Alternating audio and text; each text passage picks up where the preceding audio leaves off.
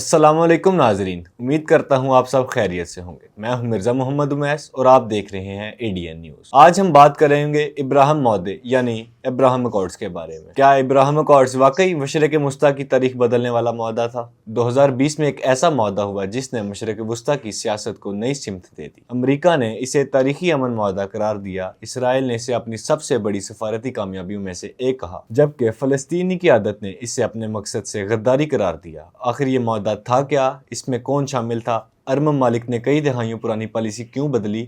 امریکہ کو اس سے کیا فائدہ ہوا؟ اسرائیل نے کیا حاصل کیا؟ اور سب سے اہم سوال، کیا اس سے واقعی مشرق وسطیٰ میں امن آیا؟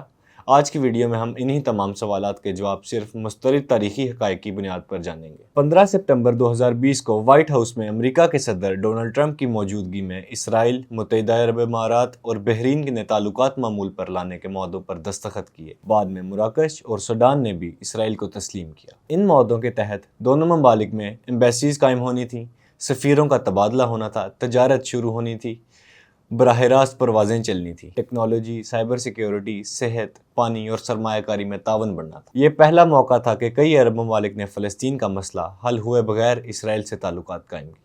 اسے ابراہم کیوں کہا جاتا ہے؟ اس معاہدے کا نام حضرت ابراہیم علیہ السلام کے نام پر رکھا گیا۔ اسلام، عیسائیت اور یہودیت تینوں مذاہب حضرت ابراہیم علیہ السلام کو اپنا مشترکہ بزرگ مانتے ہیں۔ اس مشترکہ مذہبی ورثے کو علامتی طور پر استعمال کرتے ہوئے ان معاہدوں کو ابراہیمی معاہدہ کہا گیا۔ عرب ممالک نے اسرائیل کو کیوں تسلیم کیا؟ یہ سوال سب سے زیادہ اہم ہے۔ بہت سے تجربہ کاروں کے مطابق ان کی کئی وجوہات تھیں۔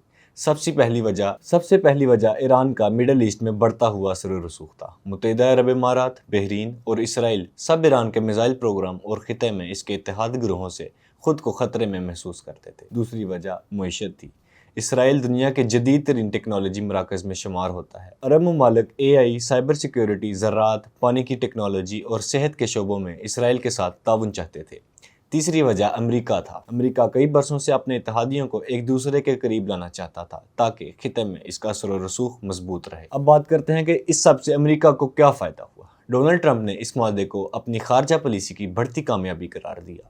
امریکہ نے خود کو ایک ایسے ثالث کے طور پر پیش کیا جو مشرق وسطیٰ میں امن قائم کر سکتا ہے۔ اسرائیل کو اس سب سے کیا ملا؟ اسرائیل کو اس معاہدے سے کئی فوائد حاصل ہوئے، جیسے کہ عرب دنیا میں سفارتی مقبولیت ملی، متحدہ عرب امارات اور بحرین کے ساتھ براہ راست پروازیں شروع ہوئیں، تجارت میں تیزی سے اضافہ ہوا، سرمایہ کاری کے نئے مواقع پیدا ہوئے۔ یہ اسرائیل کی کئی دہائیوں کی سفارتی تنہائی ختم ہونے کی طرف ایک اہم قدم تھا۔ اس سب معاہدے کی فلسطین نے مخالفت کیوں کی؟ فلسطینی قیادت نے اس معاہدے کو سختی سے مسترد کر دیا۔ ان کا موقف تھا کہ عرب ممالک نے کئی دہائیوں سے اختیار کیا وہ اصول چھوڑ دیا جس کے مطابق اسرائیل کو اس وقت تک تسلیم نہیں کیا جانا تھا جب تک فلسطینی ریاست قائم نہ ہو جائے۔ کئی فلسطینی رہنماؤں نے اسے فلسطینی مقصد کے ساتھ ناانصافی قرار دیا۔ دوسری طرف کچھ تجربہ کاروں اور مصنفین کا خیال تھا کہ فلسطینی قیادت اندرونی اختلافات اور کمزور حکمرانوں کی وجہ سے مذاکرات کے کئی مواقع کھو چکی تھی۔ پاکستان نے ابراہم معاہدے میں شامل ہونے سے انکار کیا۔ پاکستان کا کہنا ہے کہ وہ اسرائیل کو اس وقت تک تسلیم نہیں کرے گا جب تک 1967 کی سرحدوں کے مطابق ایک آزاد فلسطینی ریاست قائم نہیں ہو جاتی جس کا دارالحکومت مشرقی القدس ہو۔